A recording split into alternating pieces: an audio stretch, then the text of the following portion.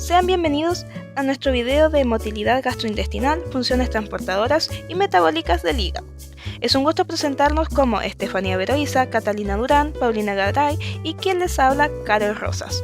Nosotros somos estudiantes de Tecnología Médica de la Universidad de Los Lagos. Sin más dilación, comencemos.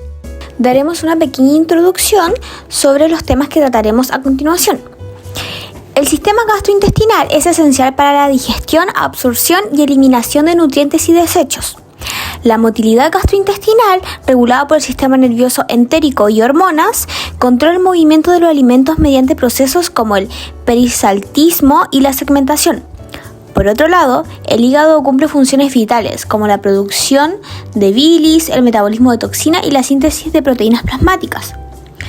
Los siguientes capítulos que daremos a conocer exploran los mecanismos que regulan la motilidad y las funciones hepáticas, destacando su importancia en la salud y su relación con trastornos digestivos y metabólicos. La actividad eléctrica básica es un ritmo eléctrico espontáneo generado por las células intersticiales de Cajal, llamadas marcapasos del tubo digestivo, que coordina la motilidad gastrointestinal mediante fluctuaciones rítmicas del potencial de membrana. Estas ondas, con frecuencias variables según el segmento, no siempre producen contracciones musculares, pero cuando se superponen potenciales de espigas, que dependen del calcio, desencadenan contracciones efectivas para mezclar o propulsar el contenido. La regulación de la actividad eléctrica básica depende del sistema nervioso entérico, como la serotonina que inicia el peristaltismo, las hormonas que producen la motilidad que induce los complejos motores migratorios en ayuno y neurotransmisores, como la acetilcolina que estimula las contracciones y la adrenalina las inhibe. Alteraciones en este sistema, por ejemplo, la vagotomía, provocan dismotilidad, destacando su papel clave en la digestión y su adaptación a estados como el ayuno o la alimentación. A continuación, hablaremos sobre la motilidad en segmentos específicos, lo cual encontramos la boca, el esófago, el estómago, intestino delgado, el colon y el recto, en los cuales daremos a conocer la función de cada uno de ellos. La boca, el alimento es mezclado con saliva y propulsado hacia el esófago. El esófago desplaza el alimento hacia el estómago.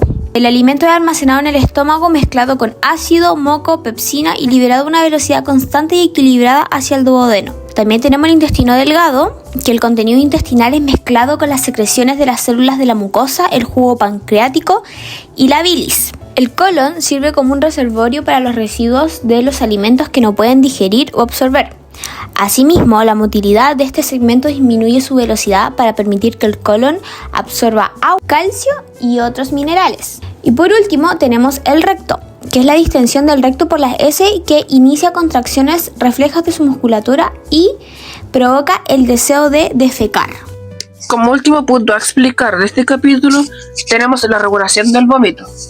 El vómito es un reflejo que se produce cuando el cuerpo detecta la presencia de toxinas o sustancias nocivas en el estómago o intestino, y es un ejemplo de la regulación central de las funciones de la motilidad intestinal. El vómito comienza con la cialorrea, que es la producción excesiva de saliva en la boca y la sensación de náuseas. El peristaltismo inverso vacía el material desde la porción superior del intestino hacia el estómago. Se cierra la glotis para impedir la aspiración del vómito hacia la tráquea. Se retiene el aliento a la mitad de la inspiración, los músculos de la pared abdominal se contraen y dado que el tórax se mantiene en una posición fija, la contracción aumenta la presión intraabdominal.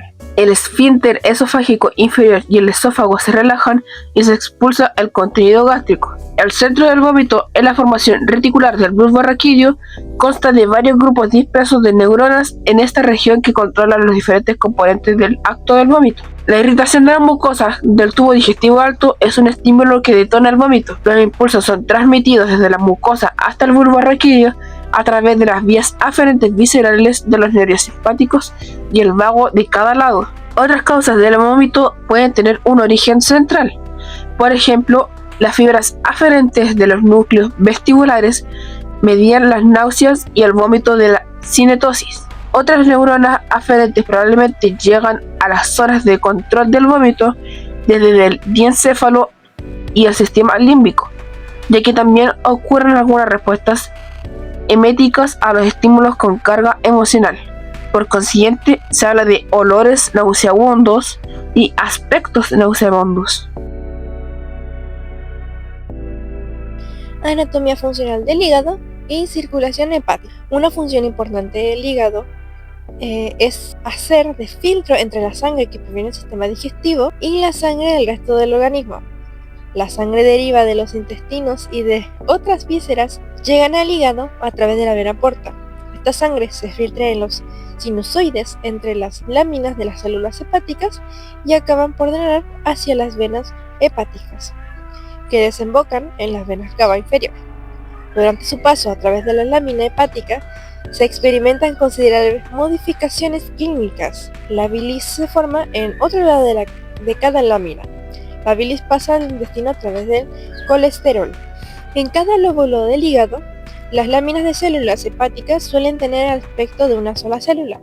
Se producen brechas considerables entre las células endoteliales y el plasma se halla en íntimo contacto con las células. La sangre de la arteria hepática también entra en los sinusoides. Las venas centrales confluyen para formar las venas hepáticas, las cuales drenan hacia la vena cava inferior. Cada célula hepática también se encuentra en posición con varios canales biliares. Estos drenan hacia los conductos biliares interlobulillares y estos a su vez se fusionan por medio de conductos biliares interlobulillares para formar los conductos hepáticos derecho e izquierdo. Circulación hepática. Se forman grandes brechas entre las células endoteliales de las paredes de los sinusoides hepáticos y estos son muy permeables. En la figura que se ve en este momento se muestra cómo las ramas intrahepáticas de las arterias hepáticas y las venas porta convergen en los sinusoides y drenan hacia las venas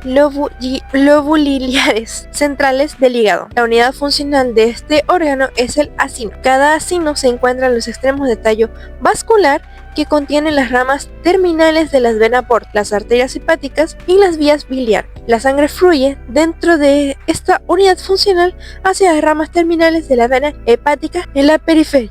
Principales funciones metabólicas y desintoxicantes. El hígado cumple funciones clave en el metabolismo de carbohidratos como almacenar glucógeno, convertir lactosa y fructosa en glucosa y realizar gluconeogénesis. Estos procesos utilizan sustratos provenientes de la digestión y absorción de carbohidratos, transportados al hígado por la sangre portal. También regula la glucosa sanguínea postprandial actuando como un amortiguador. En casos de insuficiencia hepática puede presentarse hipoglucemia. En el metabolismo de lípidos, el hígado oxida ácidos grasos para producir energía y convierte carbohidratos y aminoácidos en lípidos para su almacenamiento. Además, sintetiza lipoproteínas y mantiene la homeostasis del colesterol transformando el exceso en ácidos biliares. El hígado desintoxica la sangre de sustancias que se originan en el intestino o en otras partes del organismo. Parte de esta función es de carácter físico. Las bacterias y otras partículas son atrapadas y desintegradas por las células de Kupffer y que tienen una ubicación estratégica. Las reacciones restantes son bioquímicas y mediadas en sus primeras etapas por el gran número de enzimas de citocromo P450 que se expresa en los hepatocitos. Estas convierten los xenobióticos y otras sustancias tóxicas en metabolitos inactivos menos lipófilos. Las reacciones de desintoxicación se dividen en fase 1, oxidación, hidroxilación y otras reacciones mediadas por el citocromo P450 y de fase 2, esterificación. Por último, los metabolitos son secretados hacia la bilis para eliminarse a través del tubo digestivo. En este sentido, además de depurar los fármacos, el hígado interviene en el metabolismo de básicamente todas las hormonas esteroideas.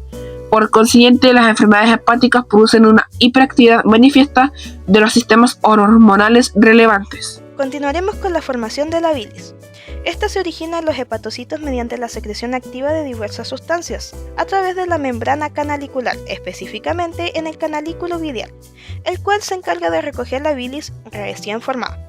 La bilis es un fluido complejo, podemos encontrar diversas sustancias en ella, las cuales las principales serían los ácidos biliares, la fosfatidilcolina, la bilirrubina conjugada, el colesterol y diversos xenobióticos, que estos últimos son sustancias extrañas al organismo, como fármacos o toxinas.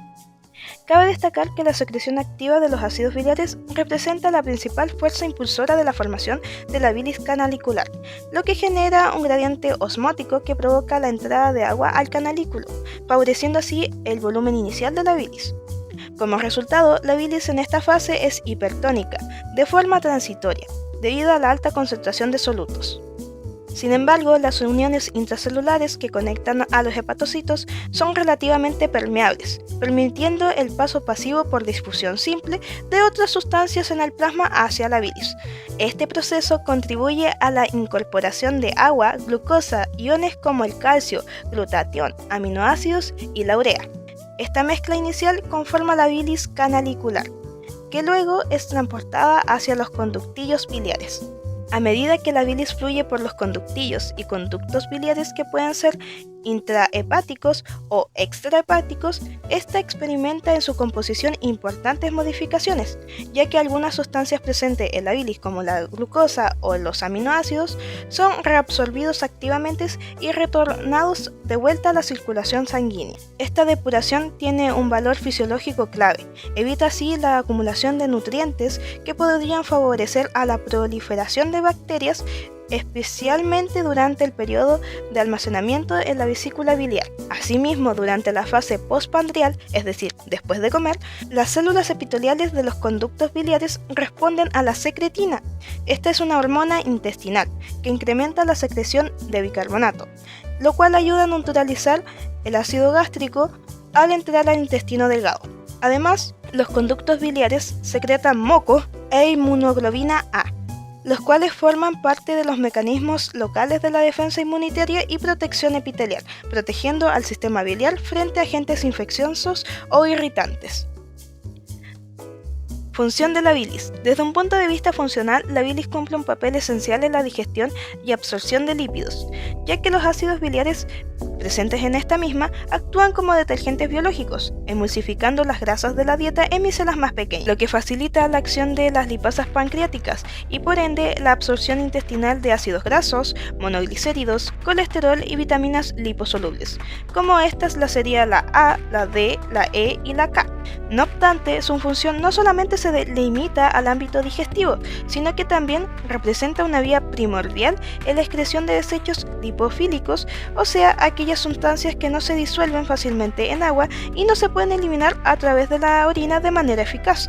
Entre estas sustancias podemos encontrar la bilirrubina conjugada, el colesterol en exceso, hormonas esteroides y sus metabolitos, diversos fármacos lipofílicos y xenobióticos. Una vez secretadas en la bilis, estas sustancias alcanzan el intestino delgado y la mayoría de ellas son finalmente excretadas por las heces, cumpliendo así su función depurativa fundamental.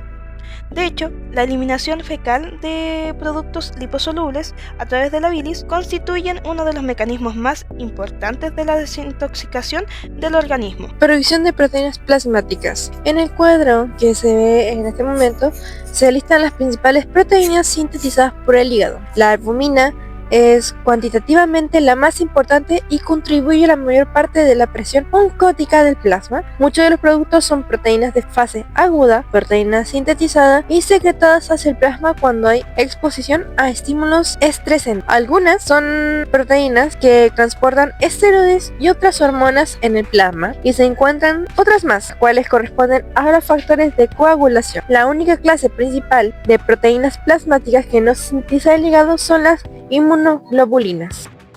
¿Cuál es el rol del hígado en la homeostasis del amoníaco? Bueno, el hígado es quien se encarga de eliminar el amoníaco de la sangre, transformándolo en urea para que los riñones puedan excretarlo. Si este falla, esta función se ve comprometida, lo que provoca una acumulación de este compuesto y otras sustancias tóxicas en el organismo, lo que puede llevar a que el sistema nervioso central se vea perjudicado, dando lugar a una encefalopatía hepática. En conclusión, la motilidad gastrointestinal y las funciones hepáticas son fundamentales para la digestión, absorción y metabolismo de nutrientes en el cuerpo humano. El peristaltismo, la segmentación y el complejo motor migratorio son tipos de movimientos musculares que permiten la mezcla y absorción de nutrientes en el tracto gastrointestinal. El hígado, por su parte, juega un papel crucial en la homeostasis del cuerpo, metabolizando nutrientes y eliminando toxinas y produciendo proteínas plasmáticas esenciales. La comprensión de estos procesos fisiológicos es esencial para entender cómo funciona el sistema digestivo y cómo relaciona con nuestra salud en general. La disfunción de la motilidad gastrointestinal o las funciones hepáticas puede llegar a enfermedades y trastornos graves, como la enfermedad de Crohn y la colitis ulcerosa, la cirrosis hepática y las insuficiencias hepáticas.